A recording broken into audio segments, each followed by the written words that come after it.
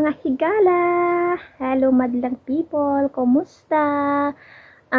Today's video may ikwento lang ako sa inyo sa inyo mga higala tungkol sa nung kalbo ng mag-ama ko.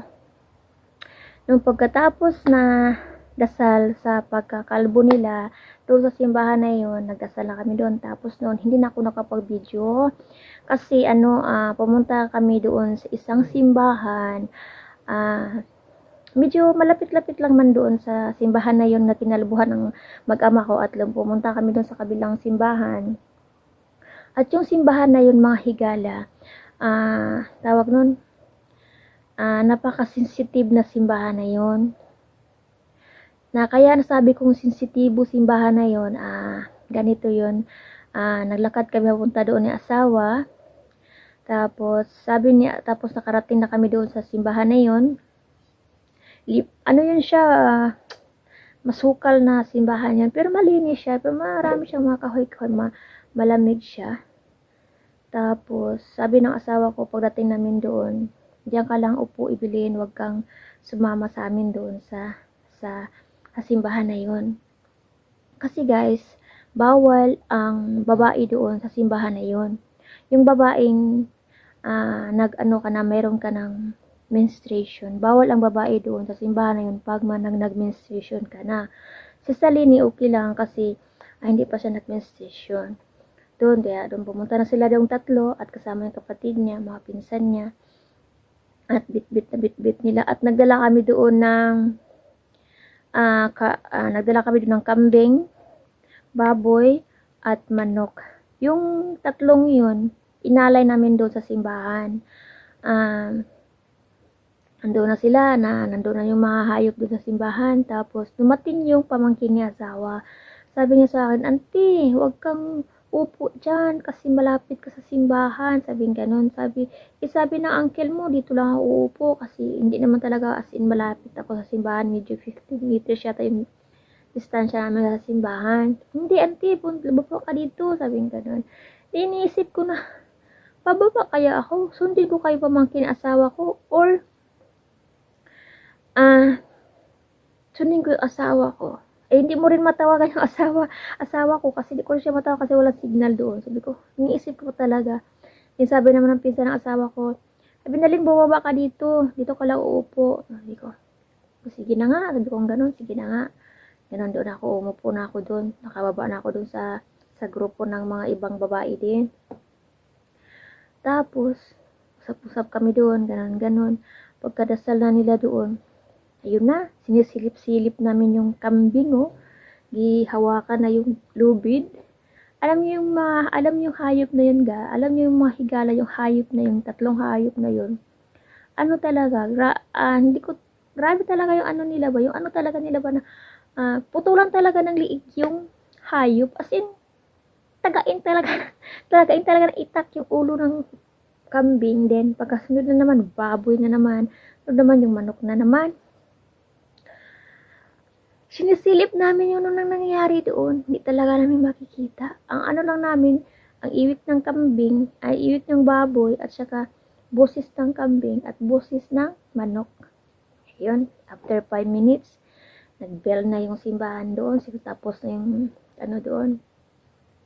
Bumaba na sila, dala na nila lahat. Yung mga panggamit pang dasal, baboy, kambing, at saka yung manok. Ayun na, gilinisan nila yung baboy at saka kambing at saka yung manok. Iba din naman kasi sila maglinis ng ng hayop. Di gaya sa atin mag-init ng tubig. Isa kanila ng apoy, tapos yung sa pasiga ng apoy doon. Parang ano ba yung ng nyug, nyo, tapos ganyan dun sa ng baboy. Sunugin yung balahibo ng baboy. Ganon sila mag-iihaw doon. Ganon sila dito mag-ihaw ng Yung kambing, iba rin yung kambing. Alis talaga yung balat. Yung balat, hindi yung buhok. Yung buhok may ng balat. Yun, talaga yung alisin yun lahat. Ganon. At saka yung manok, alisin yung buhok lang, hindi yung balat. Yun. Pagka nun, bumalik na kami sa kabilang simbahan. Sabi, balik lang kami doon, mag-antay kami. Kung maluto na yung karning baboy, bigyan lang kami doon sa isang simbahan. At sabi nila na, uy, punta kayo doon, huwag kayong lumapit sa isang simbahan na, hindi na pwede pong lumapit doon. Sabi ko, grabe talaga. Sabi ko, gano'n, okay, wala lang ako. Sabi niya, bisa niyo magluto kasi gutom na daw ako. Sabi ko, kasi hindi kami pwede kakain pag hindi pa kami natapos nagdasal doon sa isang simbahan. Grabe talaga kasensitibo guys. Sensitibo mga higala yung simbahan nila. Eh yun, antay kami hanggang alas 4. Yun. Tapos naluto na yung karing baboy. Binigyan kami doon, kumain lang ako ng tatlong piraso o 4 na piraso. Then pumunta sa asawa doon sa grupo namin. Kumain kayo. Sabi ko, kumain ako kunti lang. Sabi, bakit kunti lang kinain mo? Kasi nakakain naman tayo kayo ng una-una kumakain na kami ng mga gulay. Nung unang simbahan, gulay lang doon. Handa namin. Sa pangalawang simbahan, ayun naman mga hayop. Handa namin doon. Yun, nakatapos na kami lahat-lahat. Kain na kami lahat. Yun, pauwi na kami. Hugasan namin yung lahat mga gamit sa simbahan. Ayun. Iniwalan namin doon sa malayo sa simbahan kasi hindi kami pwede lalapit doon. Ayun, nalagay na yung mga gamit doon sa malapit sa simbahan na linisan na. Tapos kami, nagano na kami, sumakay na kami sa sasakyan. Dalawang sasakyan namin dinala. Yung sasakyan ng isa, yung sasakyan namin ng mga hayop at kasama doon sila mga pamangkin ni asawa at pinsan ni asawa doon. Kasama namin si asawa sa kabilang sasakyan. Pag uwi, hiwalay na kami ni asawa. Nandun na siya sa isang sasakyan. Dito kami sa sasakyan kasi ang mga kasamahan niya o mga pinsan niya. Pero medyo nakainom na ba kaya ginaanan nila sa asawa na doon daw kasama sa kanila. Sabi niya, sama ka sa akin ko. Ayaw ko kasi maraming mga doon may mga pinsan niya, mga lalaki. Tapos yung may kaibigan siya doon na medyo ayaw na kasi nakainom na kasi sila. Kaya yun. Ayun, doon ako sa sasakyan namin sa minibus. Alam nyo, yung sasakyan namin pag-uwi namin, takot na takot talaga ako kasi nangamoy, parang hindi talaga parang nag-overheat talaga siya. Sabi ng pamangkin ng asawa, hindi, okay lang yan. Sabi ko, pagkapangatlo namin stop, sasakyan na yun. Sabi ko, hindi na talaga ako sasakyan ulit. Sabi ko, ganun. So, tinawagan ko yung asawa ko. Sabi niya, sana kayo? Sabi ng asawa ko, sabi ko, dito kami sa pa rin, sa daan kasi nasira sa sasakyan namin. Sabi ko ganun. Nangamoy guma ba? Nangamoy rubber ba?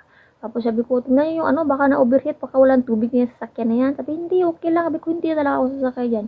Alam mo ginawa namin? May kami ng bus. Makay kami ng bus pa uwi doon sa bahay. Kaya yun, sabi. Tapos, pag uwi doon sa bahay, ganun na. Sabi ko sa sarili ko, thank you Lord, safety kami nakauwi. Sabi ko ganun. Takot na takot ako dun sa sa sasakyan namin. Kasi siguro nag-overheat yun siya pagbaba sa bundok ba. Kasi pagbaba ng bundok yung brake siguro, yung brake ba na talagang hawak mo yung brake kasi mataas yung bundok eh. Ikot yung daan, ganun. Dun sa doon nag-overheat siya. Tapos takot na takot ako. Sabi ko, hindi na talaga ako sasakyan na yan. Baka mangyari sa atin dyan, sabi ko, tapos yung kinalbo yung mga anak ko, baka na namang, ganun ba sa isip ko, kaya sumakay ako ng bus pag uwi. Yun, nakarating kami doon sa bahay. Dating sa bahay, ang dami ng mga tao dito, mga pinsan niya asawa, ganun. Dami dito sila, sa side na ni bayaw ni asawa, ganun. Yun ang kwento ko sa na pag-uwi namin galing doon pagkalbo namin pagkalbo namin sa aking mag-ama. Diyos ko po, nakakaano talaga. Minsan nga po, bumalik din kami ng asawa doon, paakyat na naman kami ulit doon, nagsasakyan naman kami. Sabi ko, wag na, sabi ko, magmotor na lang tayo, sabi ko, gano'n, nakatakot na ako na. Sabi, hindi rin, nice na yung sasakyan, sabi niya.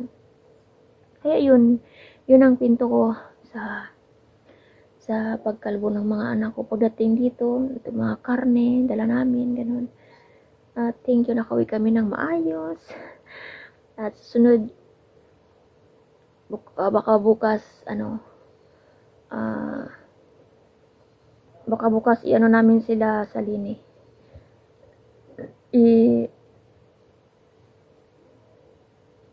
ibutasan yung earrings nila dalawa. Share ko rin sa inyo yung video guys na pagutas ng earrings nila ng dalawa. Thanks for watching! Bye-bye! God bless you all!